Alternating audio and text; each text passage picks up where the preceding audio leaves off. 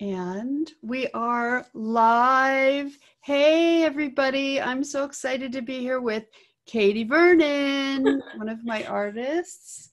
I'm so excited. Hey, Katie. Hi, Lilla. It's good to be here. So good to see you. Before I introduce you, I want to tell you that she's going to be talking about, I'm going to ask her what she's working on right now, her favorite illustration project ever, what she feels makes a great art director, and she's worked with so many. She'll have some really interesting points and tips. We're going to hear what her creative process is like, which will be so interesting. She has a wonderful bunch of images to show us that's all about her process and about how her personal work has led to jobs. It's fascinating. You're going to enjoy it. Oh, look at that. We already have a jillion attendees if I press that button. Yay. She is going to talk about tips on working from home. And she is how old is your daughter? She is almost 8. She's almost 8. And her favorite movie, dream gig, and what she would be if she wasn't an illustrator. So we have lots of cool things to show you and talk to you. So let me introduce my wonderful, beloved artist, Katie Vernon. Katie Vernon is an in-demand artist living in the mountains of Flagstaff, Arizona. She's happily been represented by Lilla Rogers Studio for almost 5 years. Katie has had the pleasure of working with great clients, including Anthropology, IKEA, the Washington Post, Porsche, National Geographic, and Roger Laborde. She is staying sane during this crazy time by rearranging furniture, playing Yahtzee. I'd like to do that too. And going on lots of bike rides with her family. So please welcome Katie. Hey Katie. How are you holding up right now in this crazy time? It is crazy times, but doing okay. Just trying to take each day as it comes and stay safe, stay sane. Yeah, stay busy. Stay busy. So, Katie, what are you working on right now? Well, thankfully, I've got a couple projects that I'm still working on. So I have some more greeting cards coming out, a map, and a kid's book project. Oh, that you can't reveal. That's fantastic. Yeah. Can you say where the map is of? Sure. It's actually of Galena, Illinois, which is right next to Dubuque, Iowa, which is where I lived. I lived there for 2 years. So yeah.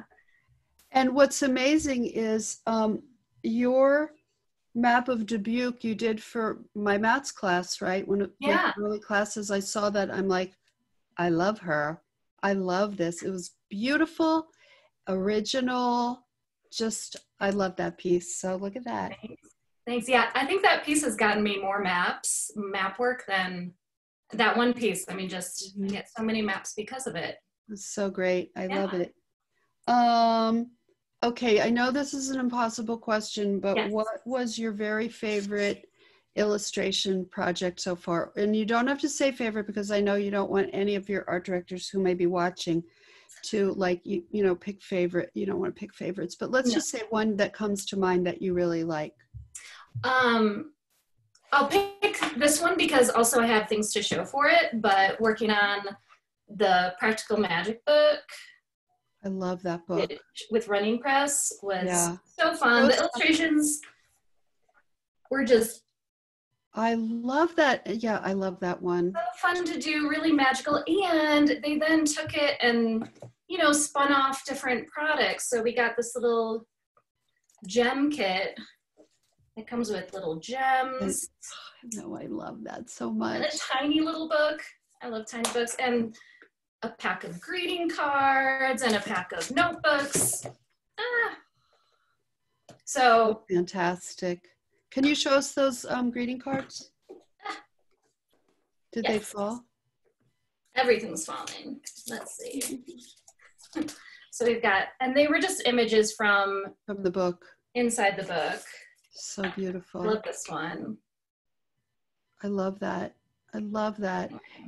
You had a very signature blue and gray, and that was another thing years ago, 5, 6, 7 years ago, whenever we first saw each other. Huh?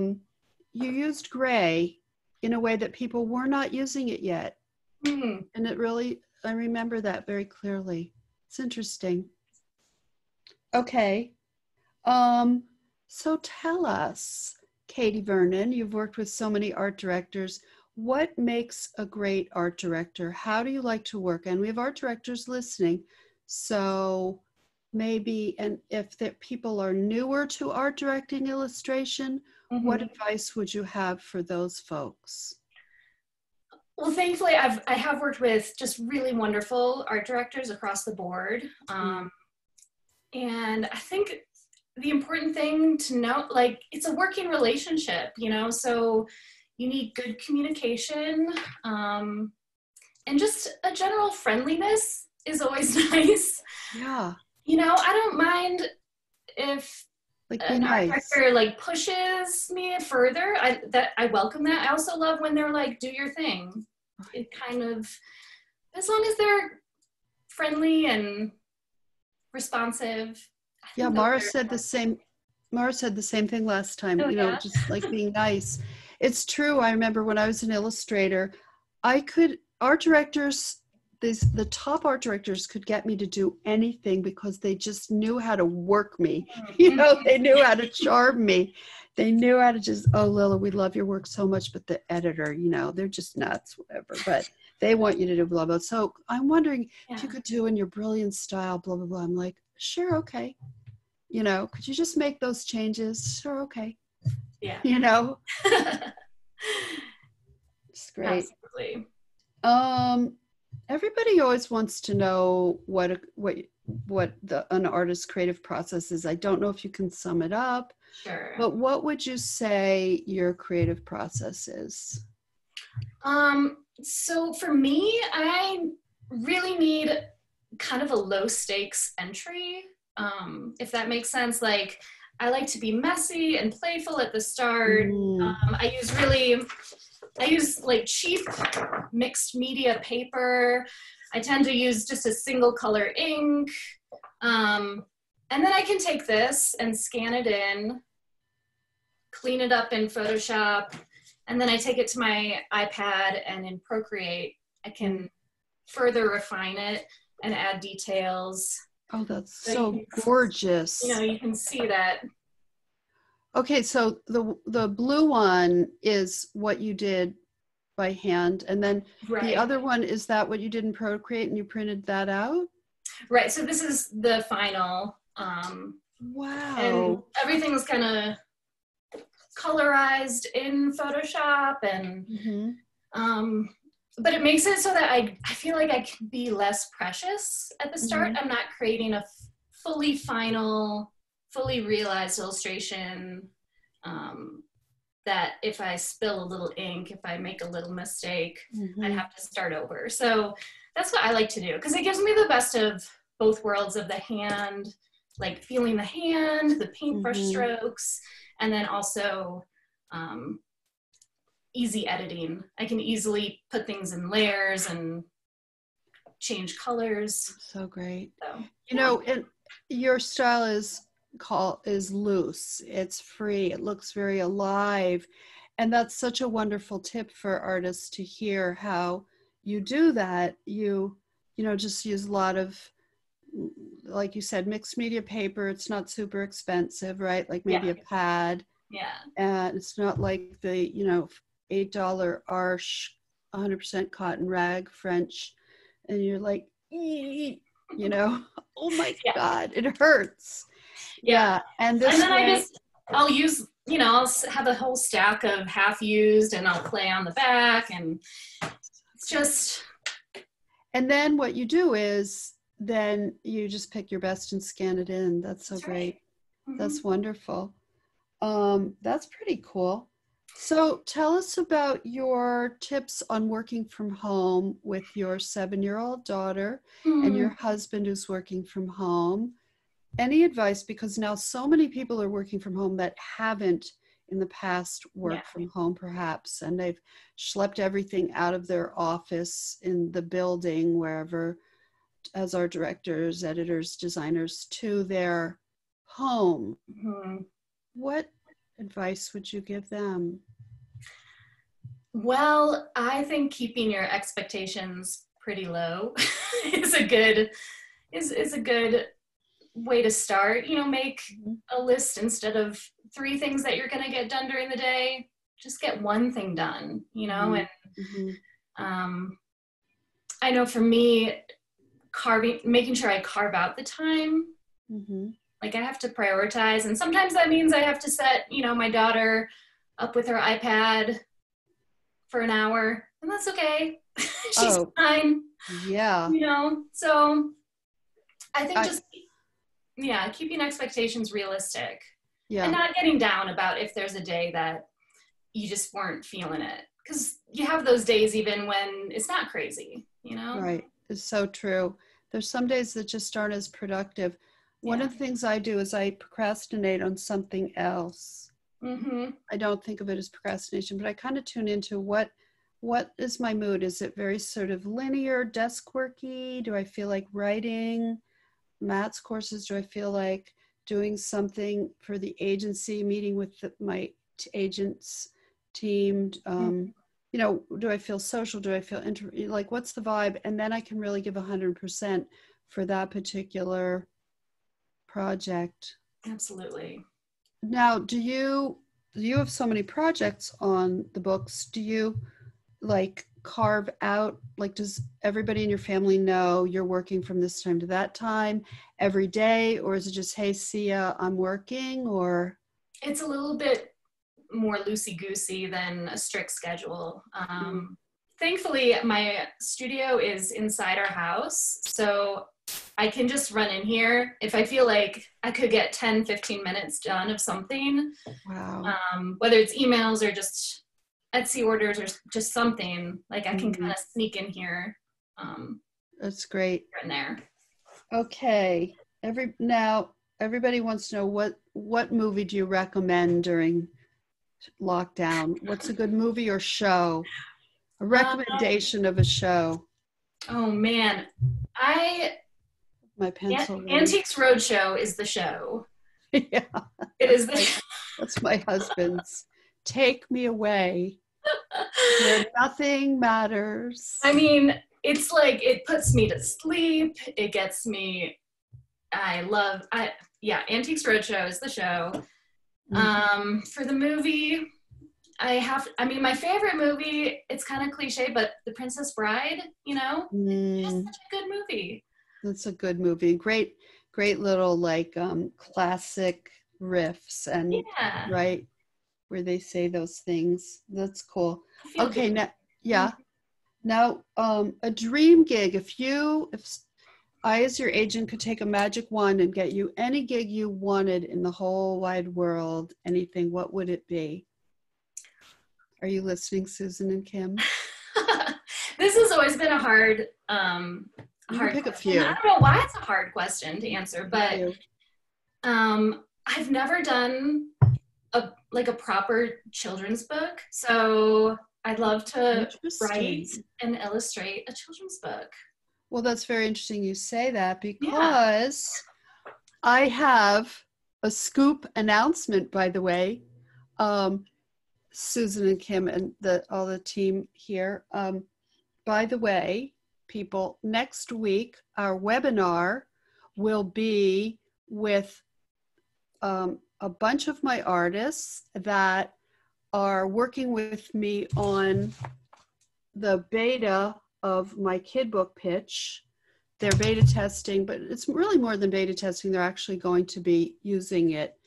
And they are, we'll be meeting it was going to be live. They were going to fly out here and stay in my home and gardens, and I would feed them and put them up and mentor them while they work and give them sort of a protected time to work on their children's book pitches. And what happened was, as you know, they can't come. So we're doing it virtually, and we're meeting every day, and on Zoom, and we'll chat and show, and they'll work, and we'll meet more and so forth. And my newest announcement is that Katie Vernon has agreed to join us next week too, because she and I have been working on her incredible book pitch. And we're like, you should be in the residency. So she will be in, and it's Mara, Bambi, Kellyanne Dalton, Kendra, and Erica Root, and now Katie Vernon. So it's incredible. Art directors, if you're listening, contact me if you would like to get on the last day, which is Saturday. It starts Monday, last day is Saturday. We are going to have a private showing of the artist's work. They're going to all be on screen like this and show their work and talk about their ideas. And we would love anyone, just email me, lilla@lillarogers.com, if you are a bona fide art director that works in the children's realm. Could be even toys, games, anything, but clearly children's books. And we're really, really, really excited about that. I mean, for me as an agent, it's a dream come true. And I will tell you right now that the art coming out of that will be brilliant. And with my course, Susan says, one proud mama watching. And I'm really, this is the course. So I'm really excited about it, which actually goes live in October. And if you're interested, it's on the makeartthatsells.com website if you want to sign up. It's going to be great.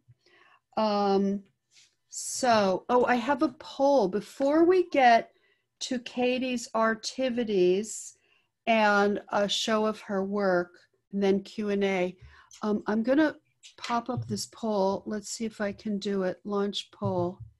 Oh, nope. Forget it. It's not on there. Forget the poll. So let's see. Oh, Brenda, I'm glad you're excited for the class. That's nice. So let us look at, shall we look at your artivities? First, I'll show it on screen. Sure. Okay. So we're going to share this. And so now everybody can see that. And we just got little. So this is the, let me explain the Artivities book. I asked the artists, we had a great idea to ask our artists to come up with ideas for things that you could do with your kids or yourself.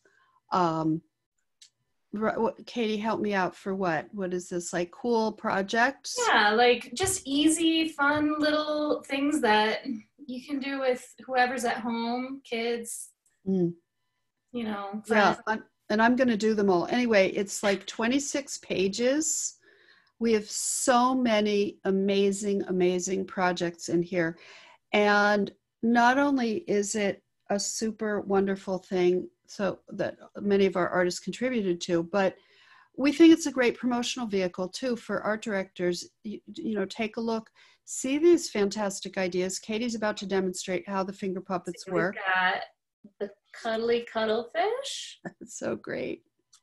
Let me put you back on big. Okay. Oh, okay. So let's see. How do I, stop share now. Okay, now you can see Katie. So we'll do both. We got the little worm and the pineapple. There's a worm face on her finger. So great. Cuddlefish. Anyway. So wonderful. That's so great. Oh, let's see. People are commenting. What are they saying? Let's make this bigger. Move this up. So brilliant. So brills. That's so adorable. I have to have that for my 9-year-old. So cute. Cute. Great ideas. Such a unique idea. So fun. Oh, that's great. Thank you, everybody. So now we are going to go to, we're going to look at Katie's beautiful work here. Let's pop that in. So are you in? Good. You're seeing the Katie Lilla's webinar with special guest Katie Vernon. Katie, you tell me when you want me to turn a page, okay? All right, you can go ahead and turn. Okay. All right. Yeah, so I just made this as a way to show some of my work that started from personal pieces. And I kind of noticed that it fell into two categories, one being, we can go to the next slide, actually. Okay. Whoops. Pink. Okay. So when just a personal piece catches a client's eye. Next. Yep. So this was something I did like 6 years ago that a client saw, and it turned into, we can go to the next. So it turned into this modern kind of toile food related patterns. I'm going to go back and show this is the personal piece. Mm-hmm. And she was hired from that to do this. And now she's going to hold up the bag. So this was a whole identity campaign for King's Market, which is a grocery chain in on the East Coast. Mm. And so these patterns are being used throughout the store. They just sent these the coffee bags, which are amazing. That was a really fun project. That was one of those projects you didn't even dream like you would get. It's so kind of, I could never have dreamed of it. But, right. Like who think, yeah. Well, and they probably, so they saw this mm-hmm. and did they reference this when they hired you? Yeah. And where did you show it, on Instagram, or did we pitch it? It was in my portfolio on your site.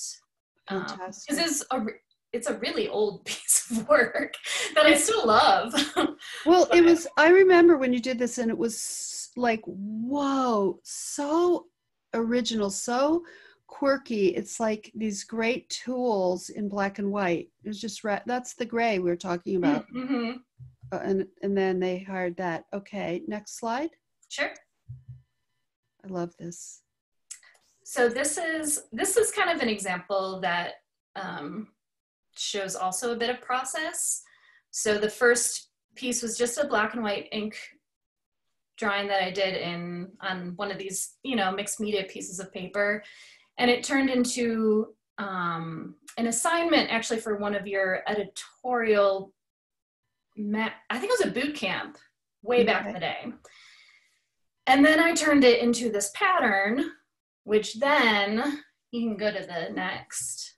Amazing. Anthropology saw and picked up, and I added a couple extra things, a couple more animals, but basically it was straight from a personal piece that I had done. So and what an incredible assignment. Oh, let me show you that one. My the Anthro pillow that Anthro commissioned. Mm-hmm. And I love that. Her signature on back. It's very squishy. I love that pillow. Okay, next page. Sure. So these were all things that I posted on Instagram. And let's see, the top one was turned into a Roger Laborde card. Mm. And they were a client already, so I think they kind of trusted that something a little bit more abstract and quirky could work. Mm. They also, this is the bottom one that they turned into a happy birthday. So they had you make these vertical. Mm-hmm. Cool. And then the Father's Day one, and then so it turned into, it went from just the Father's Day into Mother's Day. Happy Mother's Day, Mom. And then into pets and, but this was straight up a sketch that I posted on Instagram from my sketchbook. And what's so great about your work is that you always surprise, you delight. There's always, like, if you look at the dad card on the screen here, there's Dad, Pop, Daddy, Papa, Father, Dada, Mike, Pa, and Zorb. I mean, Zorb, it's like, just she gives herself license to be quirky, to be funny, to be herself. And it's appealing. And even if the client doesn't always use that, you, what's this? Somebody's raising their hand. What? Oh, you have to put that kind of work out to get the kind of work you want. You have to. Yeah, I would say that probably 90% of my client work isn't necessarily quirky at all. You know, it's right. It's just beautiful. But that 10% that does want the quirkiness, like it really works out too. So, and then we've got this guy. This was Tag. Did a. I love that. I never got one. And then the eyeball was turned into a line with Milk Copenhagen. And this is my daughter's t-shirt. That is so great. I love that. I'll be so sad when she outgrows it. Oh, yeah. Well, you could make it into a pillow for her for when she goes to college, you know, or something for her bedroom and embroider. Yeah. Oh, I was going to wear my Katie Vernon eye, your punch needle eye. Yeah. I was going to wear one too. I forgot about that. Okay, should I go to the next? Oh, all right. So the second way that plain and just having more fun and freedom in your work, especially your personal work. So experiments with materials and methods keep you and your work fresh. I think for me, this is so important. It just like keeps me inspired. It keeps me always just trying new things. And I think that's part of developing, you know, and growing as an artist. So I agree 100%.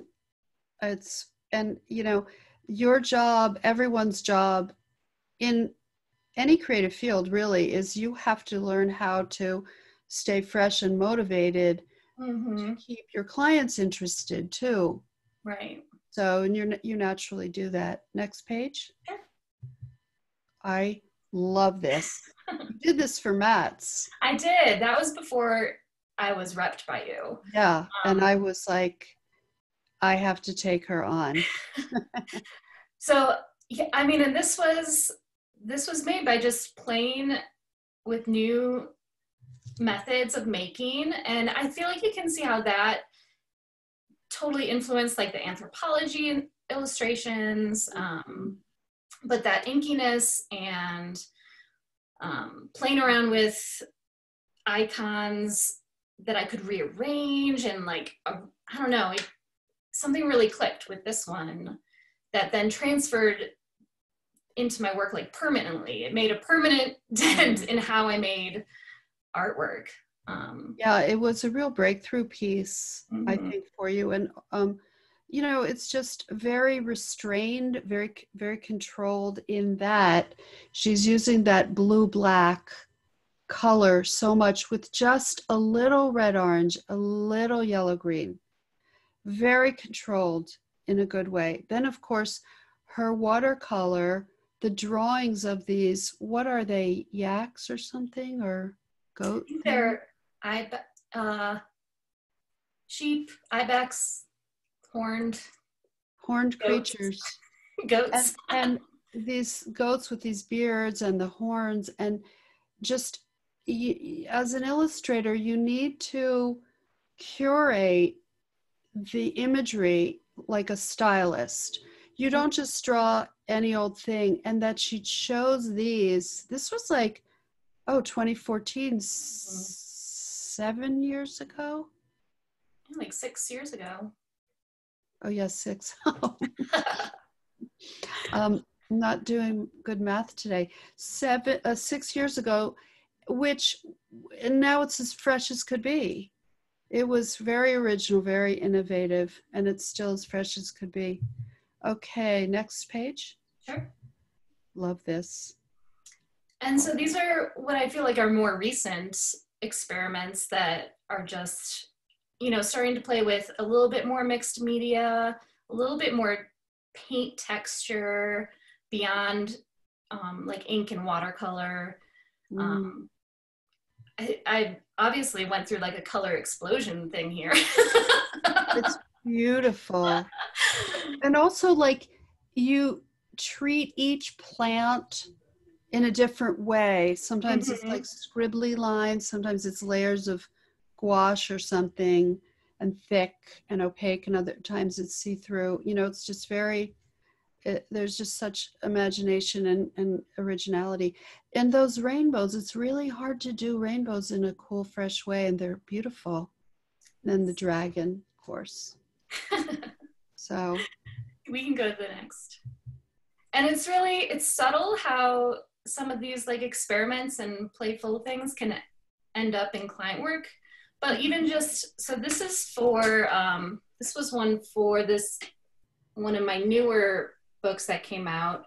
mhm. That's, it's 50 plant inspirations, quotes, and then it's kind of a cool thing. It comes with a little, it comes with a frame. I don't want to pop mine out because I only have one copy.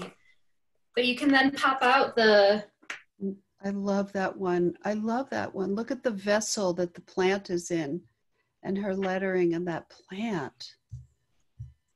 and so even just that little bit of extra texture, I started, incorporating more Mm. in the sky. It's really interesting to see how you made that mushy piece and then it affected your art. Okay, should I go back to that screen? We might be done. Maybe. Are we done? Do I have one No, more? I think Oh, there's one more. oh yeah. Oh yeah. Oh yeah. And then sometimes it doesn't lead to anything and it's just for creative Yet. fulfillment, And then you say yet, and it's so true. You know, the other thing is you want to make pieces that are your taste level, that are maybe ahead of trend, maybe aren't so-called commercial right now, but Mm-hmm. they're going to get you the coolest jobs. They're going to get you the really innovative projects. And I found when I was an illustrator, I would do things I knew like nobody's going to buy this now, but maybe in the future. And art directors would say to me, Lilla, we held on to this and we were just waiting for the right project for you. Mm-hmm. And that's what, like, I'm sure a lot of these will get you and continue, like, as you already do, you already get really cool work. So that is, let's go back to the two of us. Cool. That is so exciting. That, oh, I love that. Wasn't that a great PDF? That was so great. So we have a few minutes for questions. If anybody has any questions, you can type them in on the chat panel and I can take a look. In the meantime, let's see, in the Q&A panel.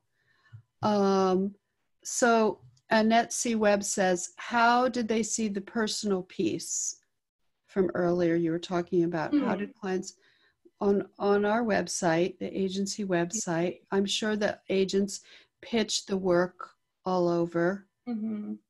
I mean, I get a fair bit of Instagram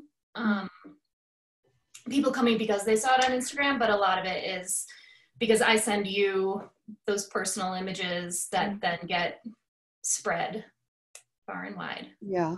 So. La Delina says, love your style. Could one work with ink splashes only in Procreate, or does one need Photoshop?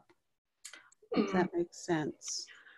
So I'm not sure if this is the answer to this question, but I know some people are really good at using Procreate and making it look like real ink, and I'm just not there yet with it. So I always still do kind of like analog, real ink on paper, scan it in, and then bring it to Procreate. But some people do. I mean, I think Procreate and Photoshop are very similar in what they can offer for tools, but nothing really replaces like certain things that you get by doing it by hand. Fair enough. I agree with you too. I mean, well, I have artists sometimes I didn't even know that it was completely Procreate. That's I true. don't even know. It's amazing. Absolutely. I like making a mush with tools, but so this is by, it doesn't have a name, it's a number. How were you able to narrow down your style? That's the $1,000,000 question. Did you feel there were illustration styles you still liked, but not the official Katie Vernon style? Hmm. Oh, I get super like in love with other people's styles that aren't mine all the time. Mm-hmm. I think it comes down to I do play a lot. I try a lot of things, and I think my style, kind of reflects that. But anything that doesn't feel good, I get rid of.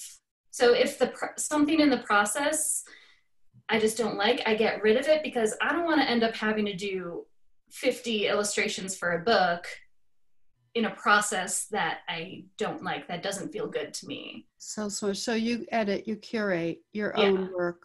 It's so brilliant. Mhm. Okay. By the same person, 692166 writes, how do some pieces come out with your name, like the anthro pieces, versus just a credit or maybe nothing? And she's talking about. Yeah. It just depends on the company. It just depends. It's always great if it can have your name. And we do as agents, ask for that and encourage it. Taylor Kristen Davis says, how did you get your start as an illustrator? How did you transition into doing it full time? Mm. That's your memoir right there. I studied illustration and graphic design at University of Dayton in Ohio, which is not an art school. And I studied it, and then I decided I didn't want to be an illustrator. And then for about 10 years, I had a bunch of different jobs. I was a florist. I always kind of did illustration on the side a little bit. And then it got to be time when I didn't want to work for anyone else, really. I didn't, we wanted to start a family. I wanted to work from home. And I just kind of dove in. I found your courses, and that helped tremendously get me just started rebuilding my portfolio. And back, like, I had gotten some jobs before because of blogs, but blogs aren't really as much a thing now. Right. So it's always changing what's gonna get you in front of the most people. Maybe it's TikTok right now. I don't know what TikTok is. So here's by Wendy McKinnon. What work did you do before art illustration? I was a florist. I worked at an old-fashioned bookbindery, which was pretty cool. I did a lot of retail. My husband and I lived in a school bus for a bit, so we traveled. Wow. Yeah. Okay, I'm going to skip around. We have lots of questions. Oh, so 692166 is Anna Bianchi from Matt's. Anna, nice to see you. Let's see. Judy Pelt says, once you've created your work and scan it, how do you... Oh, no, sorry. I want to do this one. Rocio Mariposa. Hi, Katie. Can you talk more about your creative breakthrough with the blue-gray goat piece with the plates? Sure. So with that one, I went back to how I like to work. And actually, I looked at the fact that I was a florist for multiple years. And I thought about how, when you're a florist, you take individual pieces and you arrange them. And so I was like, well, why don't I just do that with my illustration? Why don't I just paint individual pieces and then be able to arrange them like a florist would until it's a pleasing, what I wanted. I love that. So that is so good. Because Yeah. yeah, it's like you're thinking of instead of I must make a picture. It's Mhm. like, yeah, arranging. Yeah, that's cool. I bet And that's that's gonna just what, inspire them. it's just what worked for me and my personality. You know, I think everyone's a little different, and thank goodness. um, but that's Here's what worked for me. Hmm. here's another one. Jay Park writes, how long do you usually spend on a project, like an editorial piece for a magazine or for a pattern like for anthropology? It just depends. I mean, usually editorial is like a maybe 2 week turnaround, and that's like 2 full days of work, 3 full days. It just depends. Mm-hmm. And a Um, lot of think time. Oh yeah, yeah. A lot of think Sometimes we time. kind of forget about that, the like behind the scenes, just processing and. Mhm. Um, but that's all. That's, I usually go thrifting during that time, but now I can't. Oh yeah.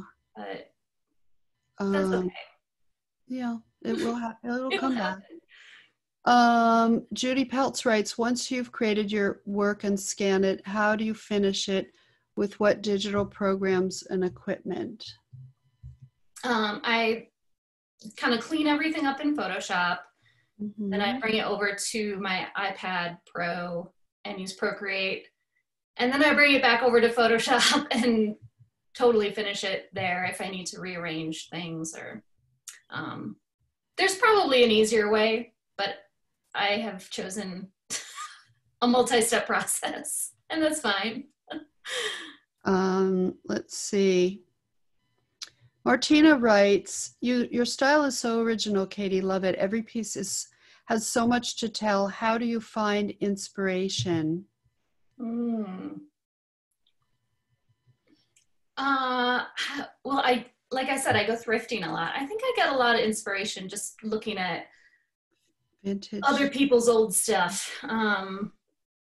And I do find inspiration on Instagram and Pinterest, but then I there are moments and days where I recognize that it's no longer inspiration, and it's maybe a little bit of like icky feeling of, I don't know if it's jealousy or just like, why didn't I think of that? Or, and Mm-hmm. that's when you just turn it off. You step Yeah. away and you know Yeah. that you can't look at other people's work. So, That's it. I think everyone at every stage deals with, there's always somebody who's doing something you would like to be doing, mhm. whatever, or you would like to do it that way or something. And how do you deal with those feelings of envy or wishing? Do you go to a place of self-deprecation, or do you have a way of processing? I know you don't self-deprecate because you wouldn't be as successful as you are if you stayed stuck. So I know that. um, I think I honestly, it's like I have trained my brain just to turn it off. Just, Mhm. I go take a walk. I do the dishes. You know, I just do something else, Mhm. because the longer you're in that state of mind, the easier it is to get stuck there. Right, right. So So it, you just have to like cut it off and switch gears. focus. So you refocus, you go boom. Absolutely. Yeah. Yeah. You can use affirmations Mm. too. Do you ever do that? Like, Um, or say things to yourself? No? well, the saying that I say actually to my daughter a lot, that I know that is very internalized for myself, is comparison is the thief of joy. Yeah. So, you know, we can't get jealous. We can't compare. If we want to have joy in our own life and in our own work, Mm-hmm. comparing yourself to others is just going to like wipe that out, It you really know? does. Yeah. You have to keep finding ways to be joyful, which isn't always easy. Mm-hmm. And I think any very accomplished artist has found the technique. A nice hawk flying by. It's a good omen. We always have wildlife when I'm doing a live. It's crazy. Okay, thank you, hawk. The woodpecker, the great blue heron that other day. Um, So reframing and getting to a place where you stay positive and joyful, so key. Here's a really good question. Annie McGee writes, what tip would Katie give her past self when she was starting out? What would you tell early Katie? Stick with it. I mean, not that I didn't stick with it, but I think just like it takes time, you know, and it takes hours and putting in the effort and pushing yourself. It is that kind of whole 10,000 hours thing. It's like, Right. you just got to put in the time, and it can take, you know, I was not an overnight successful illustrator. I was making art for a decade, you know, before I was able to move to full time. So yeah, and that's another thing. Any successful person has found a way to stick with it. And how do you stick with it? For me, it's about getting excited about things. What am I really excited about working on? And then I work on that. And I'm very fortunate. I didn't start out with having a staff, so I had to do everything myself till I made more money. And as I made more money, I could hire more and more people. And so I can delegate, just as you delegate to your agency, the billing, the invoicing, the negotiating, the contract, the promoting, all that stuff. So you can just focus on what you're passionate about. And I mean, that's the ideal. Okay, let me just see if there's one more. Okay, we'll end with this. What other crafts and hobbies interest you?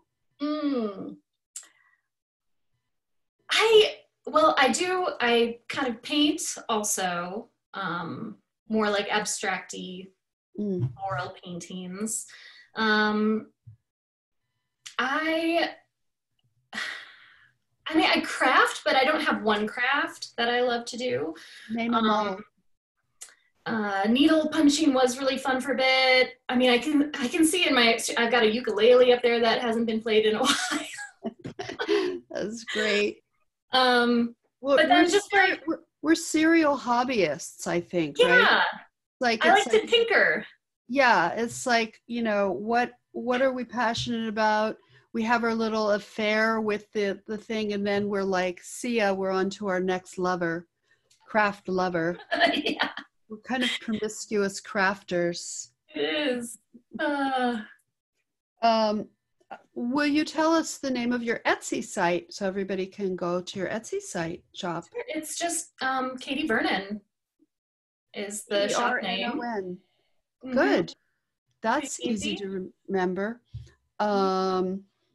So, well, before we sign off, I just want to remind everybody, next week is the webinar with 6 artists and me, and they are going to be talking about what they've worked on for the past 4 intensive days on their children's book. They can't reveal too much, but they're going to reveal some tasty tidbits on process and media and all the kinds of goodness that they are doing in our week-long residency for 6 of my artists.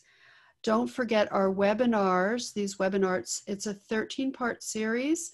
Go to our homepage and get a link to the replay of Mara's, our first one, which was 2 weeks ago. They're pretty much every Thursday at 12:30, but we skip a few when I'm not available. Art directors, if you would like a copy of the Artivities book, please email us at info@lillarogers.com or lilla@lillarogers.com. We will be getting you one at some point anyway, but in case and make sure you are on our mailing list. Mailing list. What is our mailing list? Kim, what's our mailing? Well, go to the website and click on get on the newsletter list. So that's how you get on there. Follow us on Instagram. Katie, what's your Instagram handle? Katie Vernon Art. And then I have a Katie Vernon painting for the other stuff. But Katie Vernon Art is where you can see my illustration jobs, and that's where I let my crazy mind go. So So great. People are saying it was very inspiring, very motivating. It was. Yay. This was Oh, it's so really, fun. this was so great, Katie V. So Yay. great. You have so much to offer. And of course, your work is spectacular. Art directors, editors, please contact us. And again, if you are interested in getting the private viewing with the 6 artists next Saturday, please email me, lilla@lillarogers.com, or info, go to the website, whatever's easy, and let us know, because we're going to have this just for art directors and editors in the children's market, children's books, children's toys, all that. There's going to be texts that they've written under my mentorship, and they'll be making art, probably at least 1 double-page spread, maybe 2, maybe a character sheet. So it will be really great. Thank you, everyone, for watching. We really enjoyed your comments and talking to you. And thank you so much, Katie V. Oh, thank you, Lilla. We will chat again soon. All right. Bye.